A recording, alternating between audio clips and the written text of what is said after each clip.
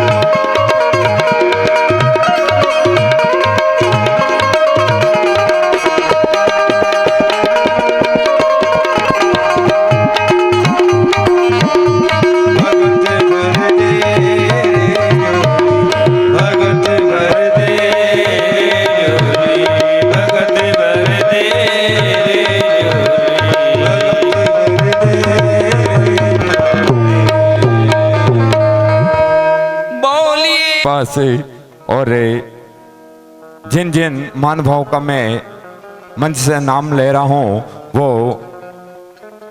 व्यासपीठ पर पधार कर श्रीमद् भागवत जी से और व्यास जी महाराज से आशीर्वाद ले।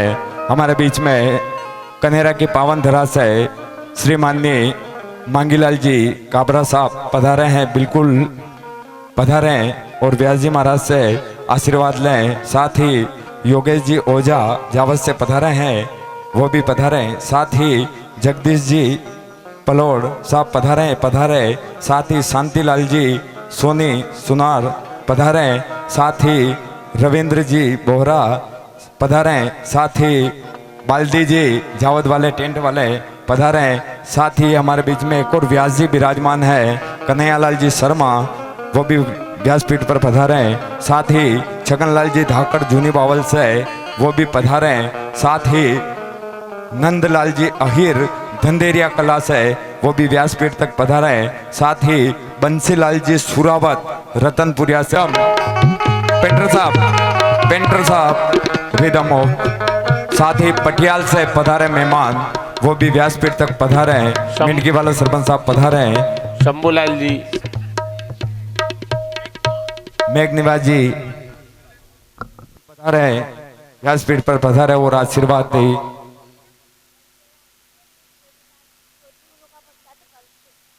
बरखेड़ा से भेरूलाल जी चौधरी बिल्कुल पधारे व्यासपीठ पर।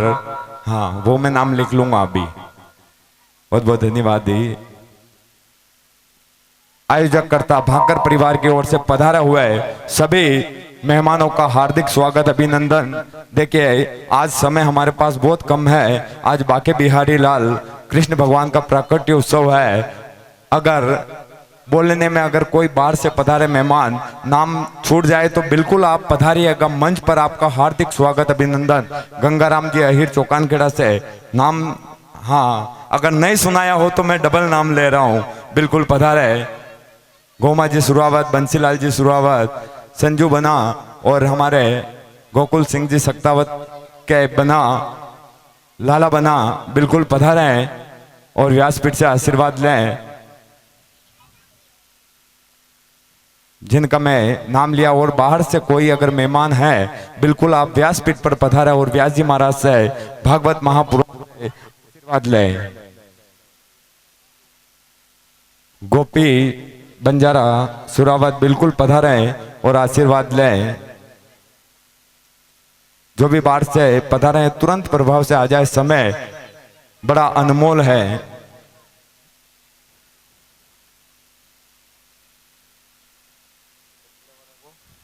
हजारीलाल जी लालपुरा,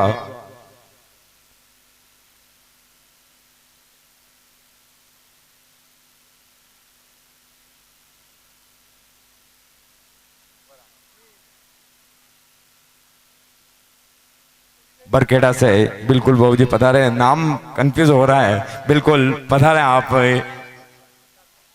हाँ, बिल्कुल पधारे हैं और व्यासपीठ से आशीर्वाद दे लें। जिनका भी मैं अगर नाम चूक जाए, देखिए आयोजक करता तो एक जगह बैठे हैं, सांस के मरीज हैं। एक बार हमारे श्रीलाल जी के लिए जोरदार के ताली बजाकर अभिवादन करें, जिन्होंने श्रीमद् भागवत कथा इनके घट पर विराजमान हुई है। और हम सभी भक्तजन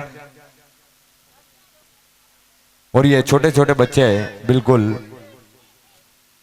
आ जाएं। जो भी बाहर से पधारे मेहमान सभी से निवेदन है पधारे व्यासपीठ पर और महाराज से आशीर्वाद।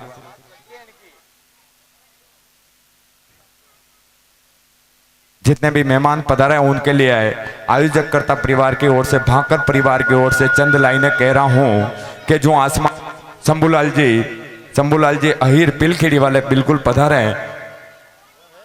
जय हो। पिलखेड़ी से हमारे बीच में ठाकुर साहब पधारे। द्वारिकाधीश सेठ जी बावल जावत से बिल्कुल व्यासपीठ पर पधारे और व्यास जी महाराज से आशीर्वाद लें। बाबूलाल जी सरपंच साहब मिंडकी वाले बिल्कुल पधारे हैं।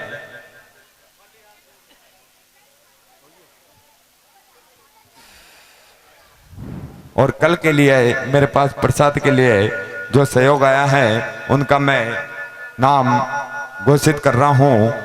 श्रीमाननीय किशनलाल जी, रतनलाल जी प्रजापत बावल, उनकी ओर से 501 रुपए का सहयोग मिला है।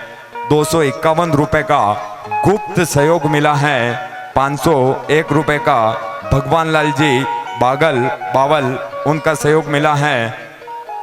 और कल का प्रसाद इन महानुभावों की तरफ से सहयोग मिला है। बहुत बहुत धन्यवाद।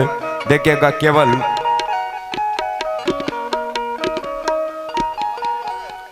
परसों का प्रसाद नरेंद्र जी सोनी जावद उनकी तरफ से है। बहुत बहुत धन्यवाद नरेंद्र जी सोनी। हाँ, बिल्कुल हमारे बीच में मात्र शक्तियाँ बिल्कुल पधारी हैं, वो भी व्यासपीठ पर पधारे हैं और व्यास जी महाराज से आशीर्वाद लें। जितने भी बाहर से मेहमान पधारे हैं उनके लिए कहूंगा आयोजक करता भांकर परिवार की ओर से कि जो आसमान में नजर आते हैं सितारे, आप सभी मेहमानों के यहाँ बावल में पधारने से भाग हो जाते हैं वारे वारे। आपका अमूल्य समय निकालकर कथा श्रवण करने पधारे तो हमें ऐसा लगा कि जैसे सुदामा के घर में साक्षात कृष्ण भगवान पधारे। एक बार जोरदार ताली बजाकर अभिवादन कीजिएगा।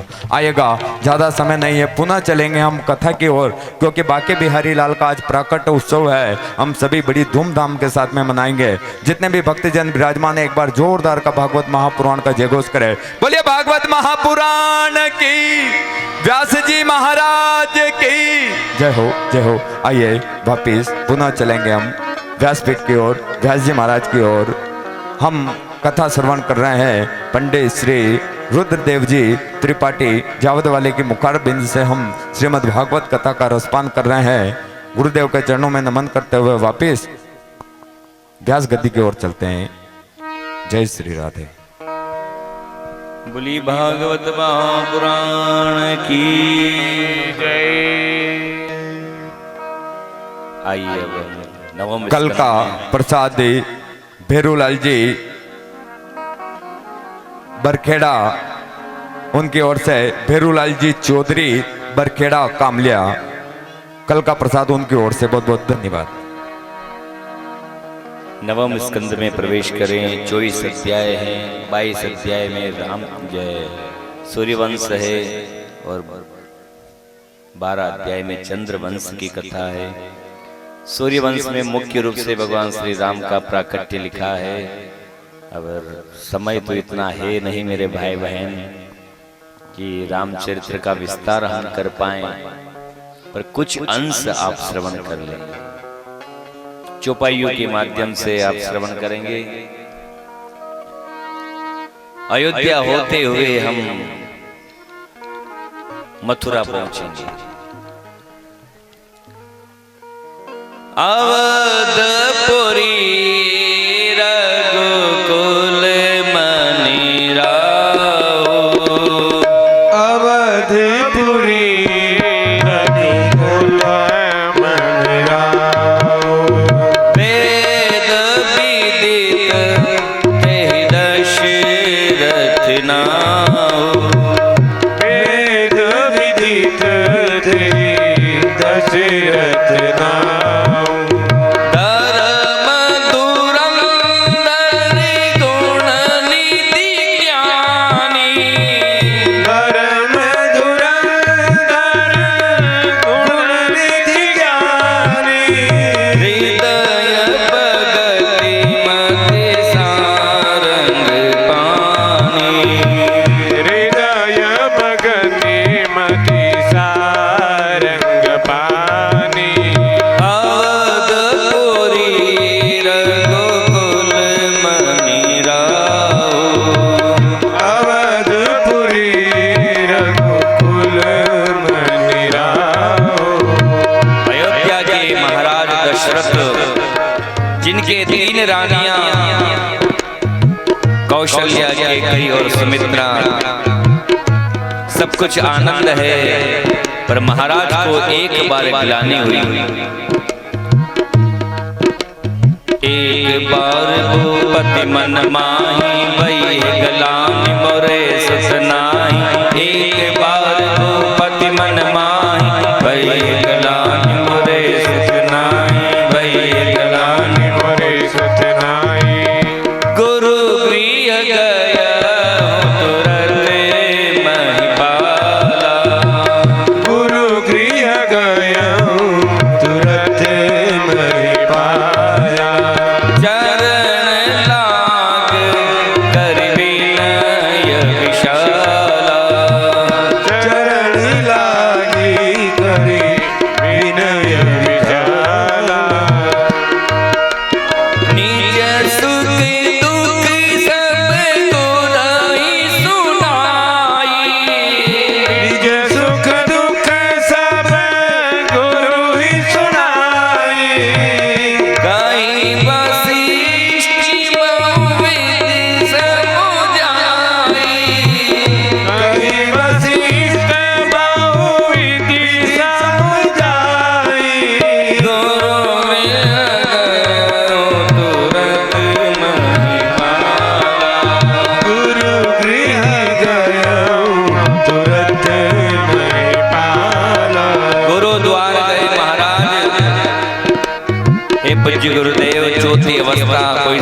काम नहीं।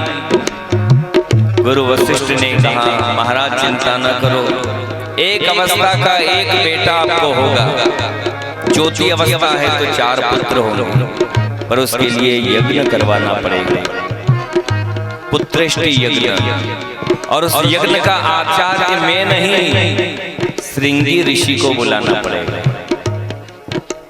श्रृंगी ऋषि वशिष्ठ बुलावा, पुत्र काम शुभ यज्ञ करावा। श्रृंगी ऋषि वशिष्ठ बुलावा, पुत्र काम शुभ यज्ञ करावा। पुत्र काम शुभ यज्ञ करावा। भक्ति सहित मुनि आहुति दीने, भगति सहित मुनि आहुति दीने। प्रगटे अग्नि चरु कर लीने, प्रगटे अग्नि चरु कर लीने। जो वशिष्ठ हृदय विचारा, जो वशिष्ठ करी हृदय विचारा। सकल काज बासित तुम्हारा।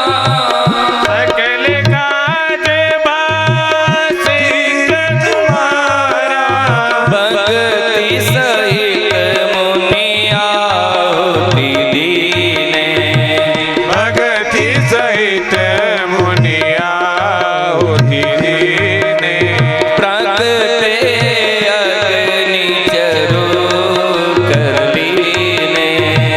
प्रगटे अग्नि चरु कर लीने।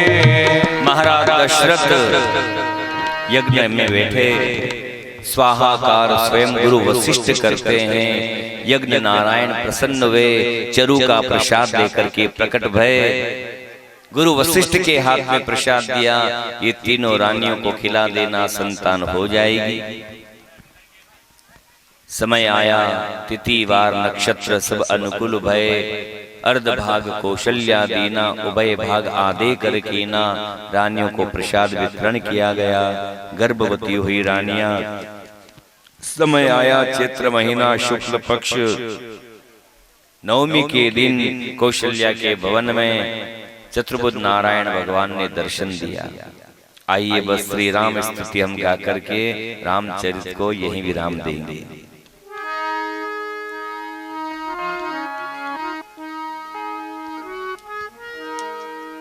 भय प्रकट कृपाला, दीन दयाला, कौशल्या हितकारी। हरषित मन गाइए मुनि मनहारी, अद्भुत रूप विहारी। लोचन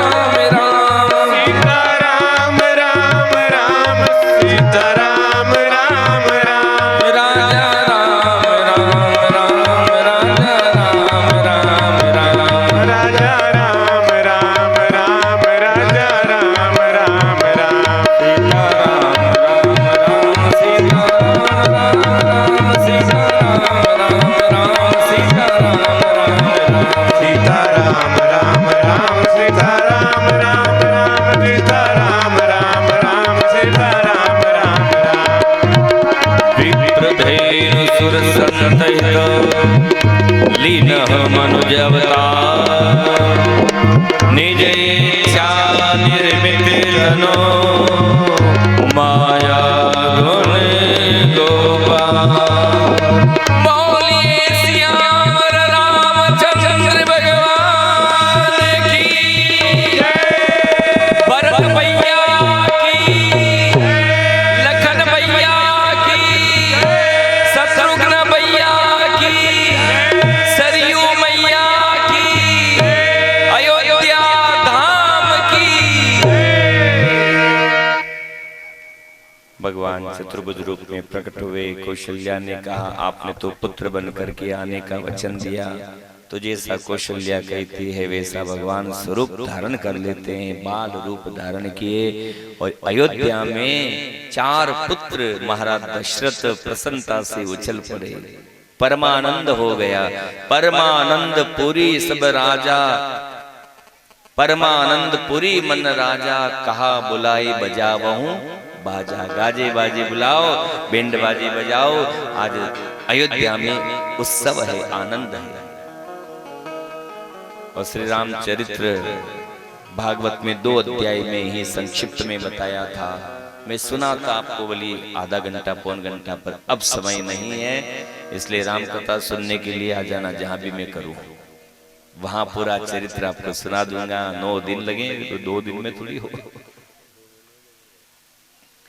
10वें स्कंद में राजन परीक्षित पूछते हैं, हे पूज्य गुरुदेव, कथितो वंश विस्तारो भवता सोम सूर्ययो राज्ञां चोभयवंशानां चरितं परमाद्भुतम्। हे पूज्य गुरुदेव, आपने सूर्य वंश की कथा सुनाई, सीताराम जी का चरित्र सुनाया। अब कृपा करके मुझे भगवान श्री कृष्ण की कथा सुनाई, प्राकट्य सुनाई। जिन्होंने गर्भ में मेरी रक्षा करी उनकी प्राकट्य की कथा सुनो राजन। मथुरा नगरी के राजा महाराज उग्रसेन के बेटा कंस के चचेरी बहिना जिसका नाम देवकी विवाह के योग्य हुई। गर्गाचार्य जी से कहा, हे गर्गाचार्य, देवकी के लिए कोई दुल्हा बताइए। गर्गाचार्य मुनि ने कहा, महाराज मेरी दृष्टि में तो गोकुल में रहने वाले वसुदेव सर्वश्रेष्ठ, पर उनके पहले एक रानी है रोहिणी।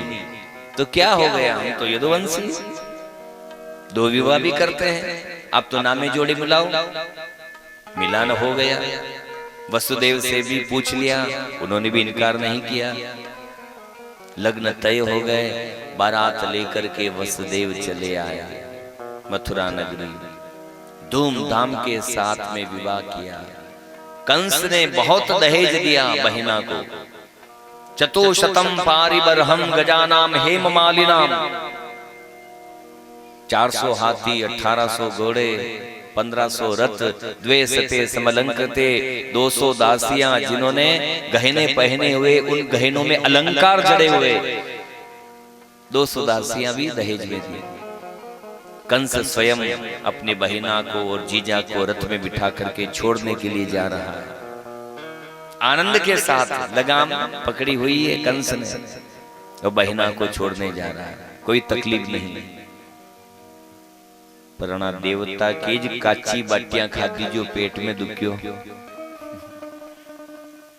देवता देखो है तो बड़े कपटी है, क्या तकलीफ हुई उन्हें आकाशवाणी करने की। आराम से अपनी बहिना को छोड़ने जा रहा है तो फिर आकाशवाणी क्यों? देखो आकाशवाणी का भी आध्यात्मिक रहस्य है, क्योंकि भगवान नारायण ने 3 जन्म तक सुतपा मुनि को बेटा बनकर आने का वचन दिया था। माता पिता कौन होंगे वो पहले ही निश्चित है कि देवकी वसुदेव ही माता पिता होंगे। तो जो मेरे माता पिता होंगे उन माता पिता की लगाम ये कंस हाँक रहा है, रथ ये हाँक रहा है। भगवान को ये उचित नहीं लगा कि अभिमानी रथ हाँके, इसको रथ से नीचे उतारना। तो आकाशवाणी कर दी, अस्याम अष्टमो गर्भो हन्यता भसे बुधः हे बुद्धिमान, जिस बहिना को तू छोड़ने जा रहा है उसी बहिना का 8वां पुत्र तेरा काल होगा, 8वां गर्भ तेरा काल। आकाशवाणी सुनते ही तलवार खींच ली, देवकी की चोटी पकड़ के मारने लगा, मैं इसे जिंदा ही नहीं रहने दूं। पर वसुदेव ने साम दाम दंड भेद चारों नीतियों का प्रयोग किया। पहले तो शामगान किया, महाराज कंस एष भोजकुल यशस्कर शूरवाण, आप तो शूर हैं, सुरवान हैं, गुण निधि की खान हैं, और वीरों की तलवार तो वीरों पर उठाई जाती है, किसी नारी के ऊपर नहीं, और वो नारी भी कोई अन्य नहीं, हन्यताम भगिनी, अपनी बहिना को मारोगे, तलवार नीचे हो गई। फिर लोभ दे दिया, महाराज एक एक बेटा मैं आपको दे दूंगा। फिर भेद बता दिया, महाराज ये न समझना कि अमृत पी कर आए हो, मरना तो आपको पड़ेगा, कोई भी कारण हो मरना तो पड़ेगा। कंस रथ से नीचे कूद गया। देवकी वसुदेव मैं नहीं आ रहा हूं, आप जाओ।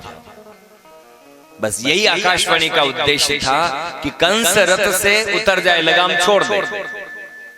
देवकी वसुदेव स्वयं रथ हाँक करके गोकुल चले आए। प्रथम पुत्र हुआ, वसुदेव सत्यवादी हैं, लाला को लेकर चले आए। लो महाराज ये मेरा प्रथम पुत्र।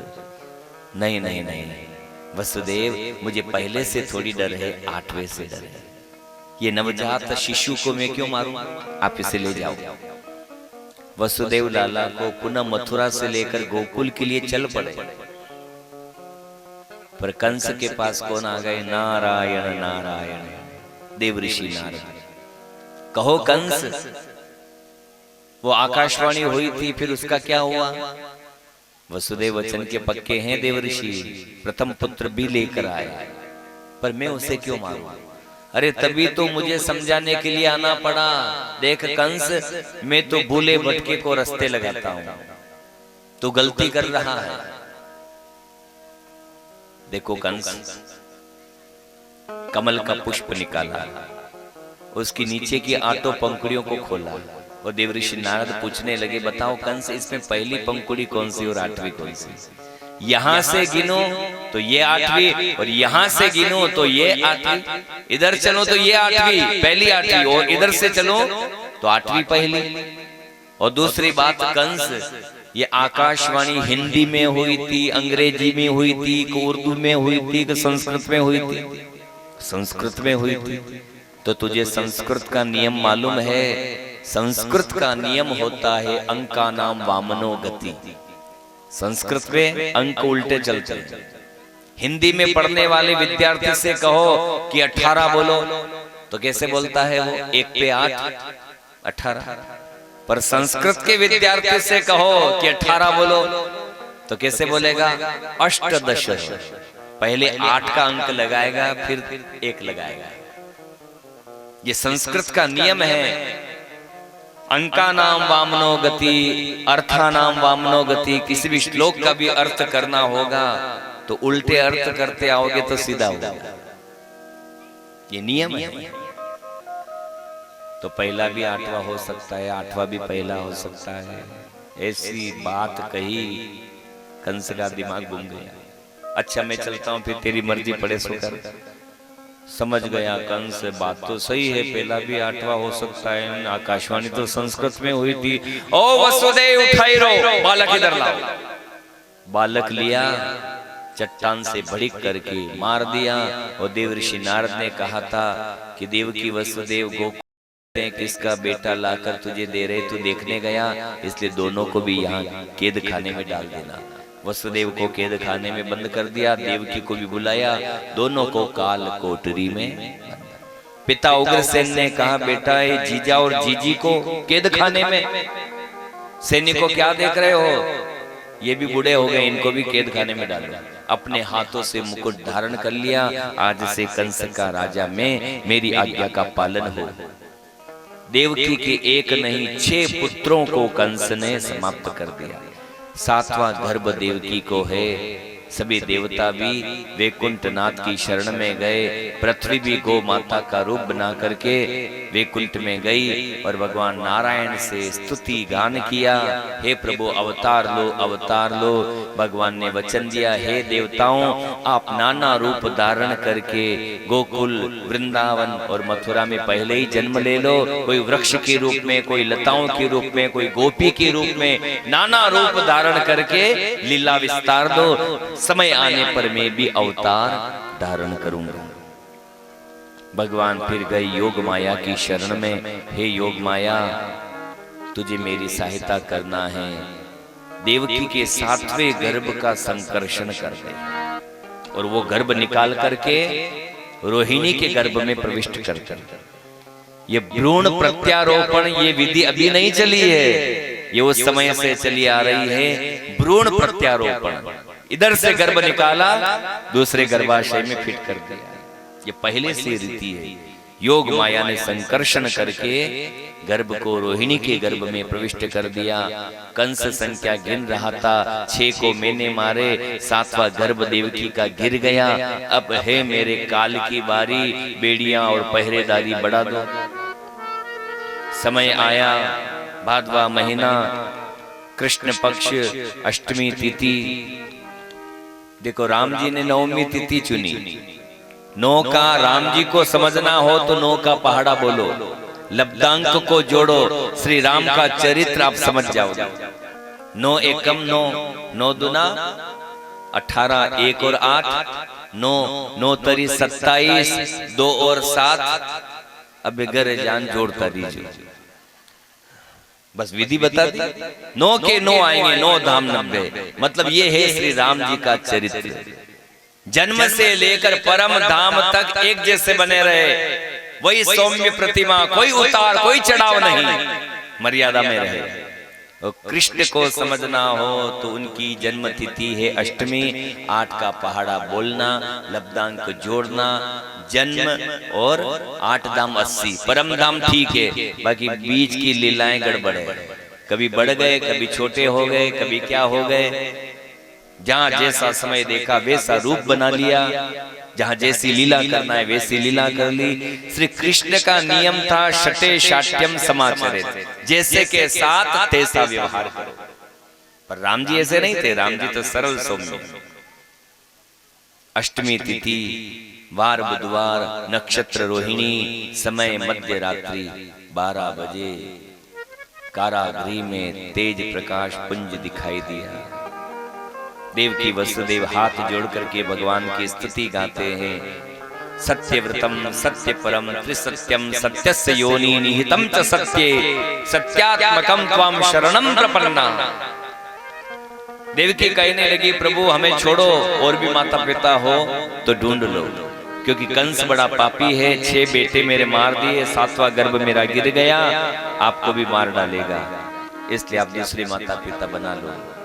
भगवान ने कहा बस घबरा गए। हे देवकी, हे वसुदेव, मैंने आपको वचन दिया है 3 जन्म तक आपका पुत्र बनूंगा। ये अंतिम जन्म है, जन्म तो मैं आपके यही लूंगा, बाकी की रक्षा की जवाबदारी मैं स्वयं लेता हूं। आप चिंता न करो, मैं बाल रूप धारण करूंगा। आप मुझे ले जाना यहाँ से गोकुल में, यशोदा के भवन में आपको एक कन्या मिलेगी जो योग माया होगी, उसे लेकर के यहाँ आ जाना, मुझे वहां छोड़ देना, ये काम आपको करना है।